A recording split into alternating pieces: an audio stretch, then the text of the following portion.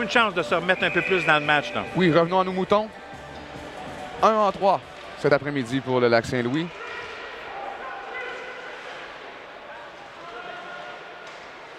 On a eu quelques problèmes techniques. On s'excuse, on est de retour en vous rappelant que le Lac-Saint-Louis est là en avantage numérique. Dégagement que Pavlovic ne peut annuler. 10-43 à faire au match 5 de la Naudière. Chang vers Chupani. Chang qui a eu le disque qui était laissé libre en zone neutre. Chang avec de la vitesse, un lancé. C'est bloqué par Bergeron. Sur le retour, Chupani. Bon travail là, le long de la rampe. On a tenté de s'avancer du côté de Rano, ça va. Pavlovic vers Barraquette. Belle feinte de Barraquette. Il laisse pendant contrer, bon travail. Et voici la contre-attaque de Fortin. Fortin, attendu par 3 chandails rouges, notamment Louet-Isaac, qui reprend le disque et passe pour Chiang. Chiang avec Chupani. Chupani est seul. La feinte, le tir. Arrête Bergeron. On a tenté de surprendre le gardien. Un peu de la même façon que Bordelot l'avait fait précédemment. Bergeron était pressé, collé sur son poteau et résiste. Si on avait les moyens de la Ligue nationale, on irait voir la reprise vidéo. Ce qu'on ne pourra pas faire cet après-midi.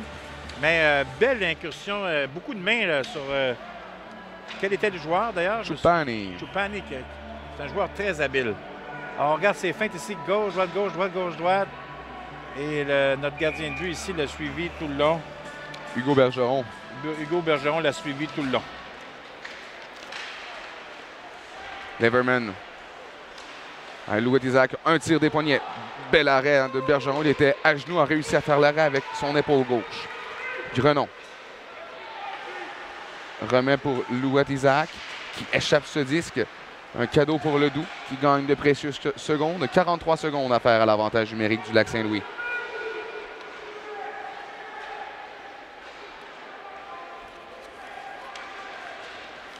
Lepage.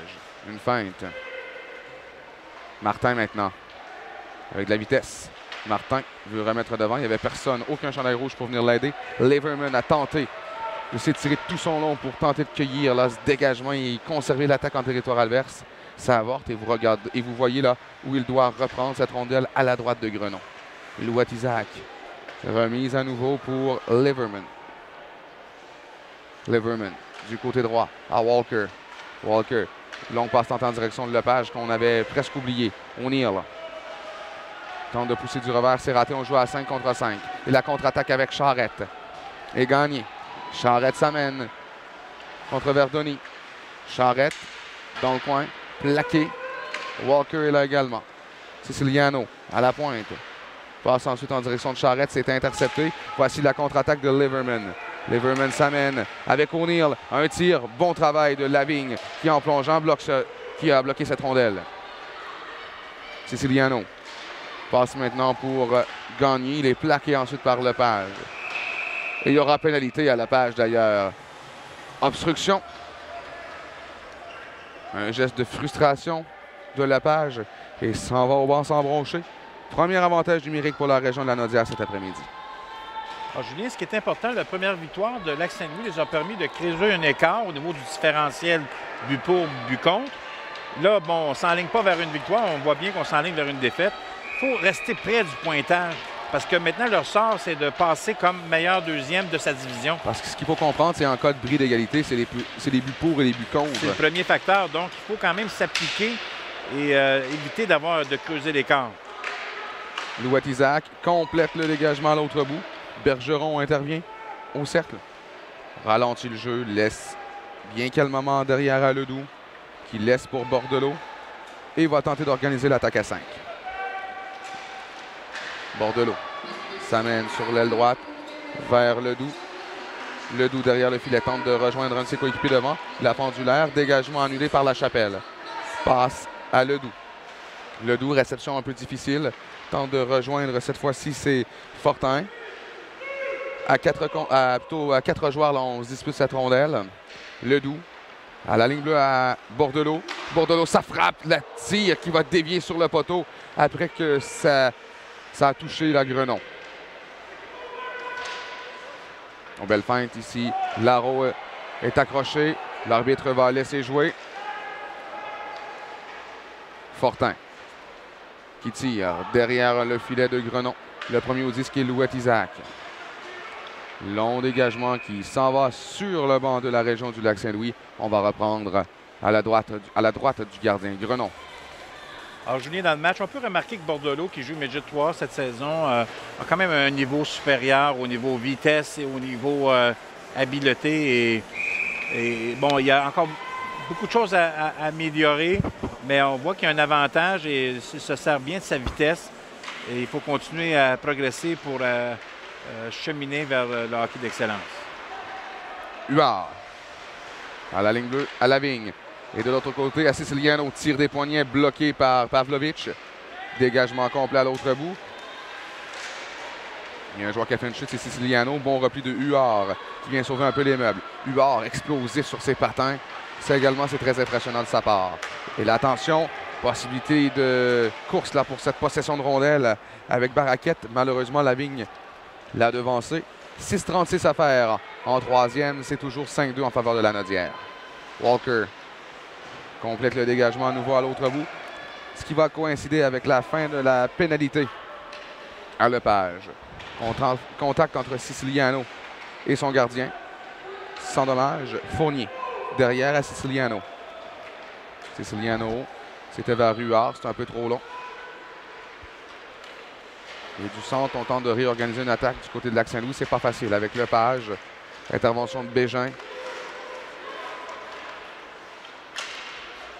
On a comme l'impression que personne ne veut de cette rondelle. Lepage s'amène. C'était décousu. Il y a hors-jeu. On va reprendre à l'entrée du territoire de la région de la Nodière. Alors, Julien, pour les situations en zone neutre, lorsqu'on veut rentrer dans la zone offensive, c'est pas des situations faciles à lire en termes de prise de décision. Souvent, on pourrait la donner lorsque le joueur est en plein mouvement. S'il n'est pas en plein mouvement, son non-porteur, bien, il faut rentrer nous-mêmes avec la rondelle. Il n'y a pas d'espace en plein centre. Alors, il y a quand même... dans notre développement de joueurs, c'est une partie importante à bien travailler pour prendre les meilleures décisions possibles. Mais on est constamment sur le porteur du disque depuis le début de ce match du côté de la région de la Nodière.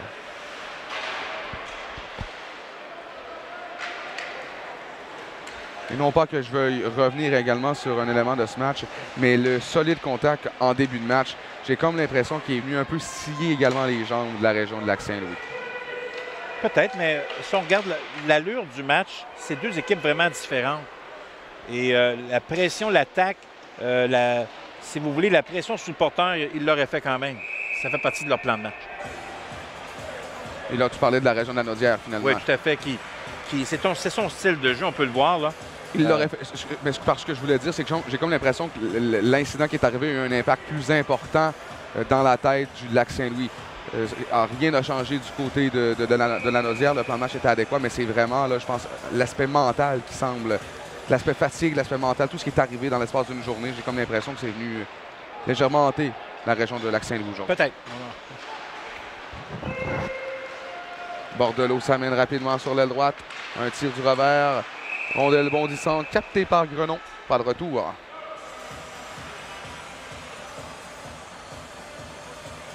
Mais non, loin de moi de vouloir faire de la petite psychologie par contre. C'est pas comme ça que je l'avais perçu, mais vous savez, c'est difficile un peu de voir l'impact d'une telle action ou dans l'allure du match parce qu'on était en début de match. Effectivement, il y avait 55 secondes de jouer.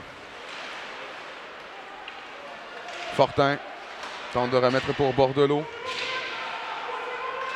Bordelot tire. Bel arrêt de la jambière de Grenon. Au retour, c'est Fortin. Bordelot est là également. Bordelot remonte, élimine Choupani. Un tir, arrête Grenon avec le masque. Autre tir de Bordelot. Autre arrêt de Grenon. La Chapelle s'avance. Un tir également. Rondelle qui se rend tout doucement jusqu'à Grenon qui résiste. Alors lui, depuis son arrivée dans le match en troisième période, là, se fait bombarder. Oui, beau, une belle arrivée de Grenon qui est très efficace sur le bombardement de Bordelot en 2 occasions consécutives. 4 minutes 29 secondes à faire en troisième. 5-2 pour la région de la Nodière. On va voir la séquence sur la reprise. Bon travail du gardien. Dans un premier temps, il est sorti de la bande à 1 contre 1 facilement en passant la rondelle entre les patins du défenseur. Le jeu a repris derrière le filet de Grenon. O'Neill pousse en direction de Barraquette qui était en position de hors-jeu. Je veux souligner aussi, Julien, pendant ce petit arrêt de jeu, que les arbitres aussi seront supervisés tout au cours du tournoi. Et suite à ces supervisions, on est capable d'amener ce qu'on considère ceux ayant le plus progressé durant la compétition pour faire les matchs de quart de finale, demi-finale et finale. Alors, O'Neill, dans le coin, gêné par le 86 Trudeau. Sortie de zone avec Fournier. Fournier en croisé avec Bégin. Il y avait hors-jeu.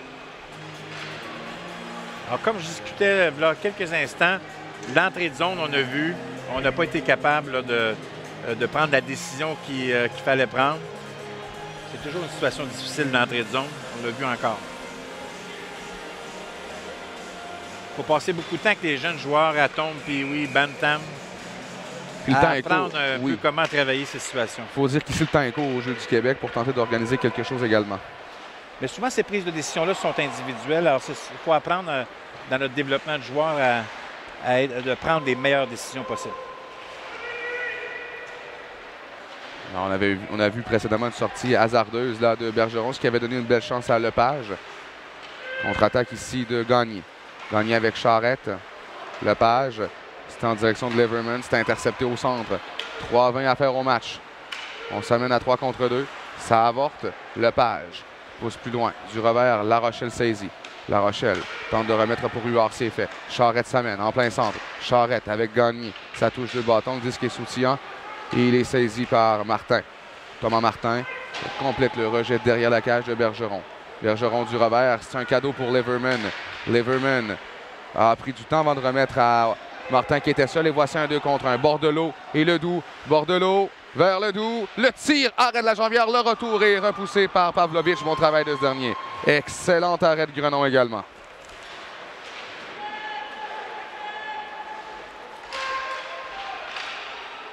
Un tir de Bordelot.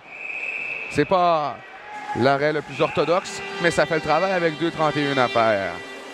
Alors, je vous rappelle, demain, nos prochaines diffusions sur toutes nos chaînes sur RDS. Alors, à compter de 15h50, nous serons là pour les compétitions de boxe. À 11h20 avec Michael Saint-Pierre sur la chaîne numéro 2, c'est les compétitions de badminton. Et Audrey continue son travail sur la chaîne numéro 3 en vous présentant les compétitions de tennis de table. Un tir dévié, arrêt de Grenon, le retour est libre devant. C'était Bordelot qui a fait dévier, il aurait pu inscrire son tour du chapeau. Grenon en a mort. C'est environ quoi son 10e tir qu'il reçoit dans la période et il est toujours intraitable. Oui, j'aime bien le travail aussi de l'arrière de la Nordière numéro 2. Lavigne. Lavigne qui... j'aime beaucoup son implication. Ses prises de décision aussi sont bonnes l'après-midi. Mais vraiment, l'unité défensive de la Naudière est également très impressionnante. Une bonne habileté à relancer l'attaque, je crois. Contre-attaque de Bordelot. Sur l'aile droite, un tir qui dévie. La rondelle libre, Pavlovic balaie le devant de son filet. O'Neill tente une sortie de zone. Lavigne intercepte, il est plaqué par Barraquette. Derrière le filet, Rano en direction de Pavlovic. Pavlovic pour O'Neill qui fait dévier jusqu'à Chiang. Chiang s'amène avec Barraclette. Chiang sur le flanc gauche, s'amène. Chiang avec de la vitesse, un tir. Bel arrêt.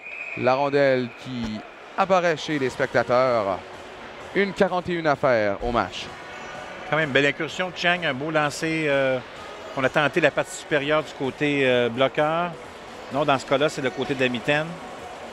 Et Chiang, c'est un jeune aussi qui a participé à l'équipe, au travail de l'équipe moins 15 ans en cours de saison. Belle rapidité. J'ai aimé également son travail au cercle des mises en jeu aujourd'hui. Il a été excellent. Un tir qui touche deux bâtons, se retrouve à la gauche de Bergeron. Daigneault qui va accueillir cette rondelle. Daigneault s'amène. Il est contré par Walker. Bon travail. Bégin était là également. Larreau est gêné à la pointe. C'est un tir de mollo. Dévié tout juste par-dessus l'épaule droite de Grenon. 1,15 à faire en troisième. Daigneault derrière le filet. Daigneault Gêné par Walker qui tente de dégager. C'est annulé par Molo. Un tir qui rate à la gauche cette fois de Grenon. Sur le retour, c'est Fournier. Fournier en direction de Bégin. Bégin a tenté de rejoindre Fontaine, c'est fait. Fontaine en direction de Fournier, ça avorte. Choupani qui saisit. Bataille tout près de la ligne bleue. On espère quitter son territoire, ça avorte. Attention à Bégin qui s'amène dangereusement devant le filet de Grenon. Un tir ensuite provenant du bâton de Daigneault qui rate à la gauche du gardien. 40 secondes à faire à la période. On voit un jeu un petit peu plus de jeu physique en fin de match. Un peu de frustration de part et d'autre, surtout du côté de Lac-Saint-Louis. La Rochelle dans son territoire. Passe déviée jusqu'au centre. Leverman doit se méfier de Huard qui s'amenait très rapidement. Dégagement à l'autre bout. Que va saisir Lavigne? Vers La Rochelle. Pour Lavigne. Encore quelques secondes là à disputer au match. 5-2, je vous rappelle, pour la région de la Naudière. On complète un dégagement. Ça devient presque une passe gratuite pour gagner. C'est ainsi que va se terminer cette rencontre. Alors donc, le Lac-Saint-Louis, Yves, termine le tournoi préliminaire avec une fiche de 1-1. La Naudière débute en force en battant les champions en titre 5-2. Ce qui veut donc dire que le sort du Lac-Saint-Louis là est un peu entre les mains de toutes les autres équipes finalement. Il faudra voir aussi les matchs dans le même pool, voir comment ça va se passer. Mais on sait déjà que la Naudière commence avec une victoire. Alors, il suffit qu'une équipe de ce pool-là ait 2 victoires, va faire en sorte que dans ta division, le Lac-Saint-Louis va devoir sortir comme meilleur deuxième. Exactement.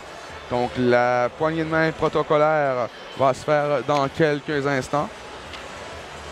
Je tiens également à remercier là, tous nos commanditaires, le commanditaire principal des Jardins. Également, là, sans qui cette diffusion serait impossible, il y a Sport Expert et BMR. Alors, je vous rappelle la marque finale, la région de la Naudière 5, le Lac-Saint-Louis 2. Je vous rappelle également qu'on va continuer cette couverture du tournoi de hockey masculin de ces 52e finales des Jeux du Québec. On vous diffuse samedi 4 mars la finale médaille de bronze en direct de l'Arena Mario Tremblay, environ vers 8 h. Cette diffusion-là sera disponible en Facebook Live. Et à 9h50, 10 h, le final de la médaille d'or en exclusivité au RDS. Alors, au nom de toute l'équipe technique, au nom d'Yves Archambault, mais avant, Yves, je voudrais simplement te remercier d'avoir été là parce que tu m'abandonnes pour les finales en fin de semaine. Alors, Yves, merci beaucoup d'avoir encore été avec nous pour cette édition 2017 des Jeux du Québec. Alors, donc, au nom d'Yves Archambault, c'est Julien Monlassalle qui vous dit merci d'avoir été avec nous. Et d'ici demain, portez-vous bien.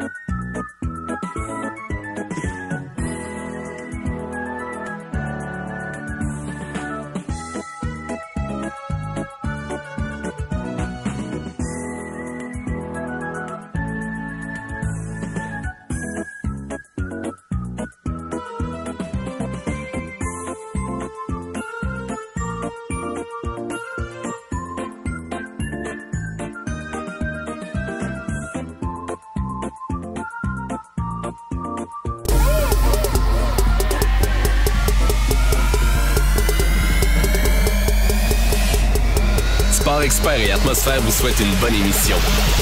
Ne manquez pas l'événement fin de saison. Sport Expert, Atmosphère. Vous savez pourquoi on dit que BMR est la force de la rénovation?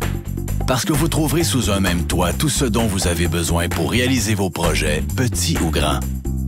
Des matériaux, des produits de quincaillerie, de plomberie et d'électricité, des articles saisonniers, les dernières tendances déco et beaucoup plus encore. Rendez-vous dans un de nos magasins pour profiter des conseils de nos experts qui vous permettront de passer du rêve à la rénovation.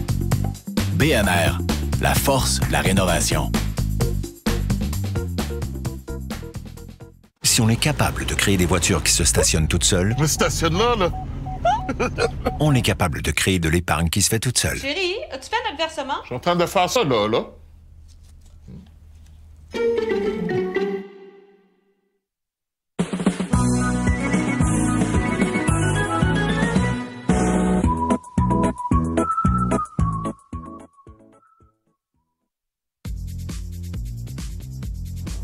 Cette web diffusion vous est présentée par Desjardins, Sport Expert et BMR.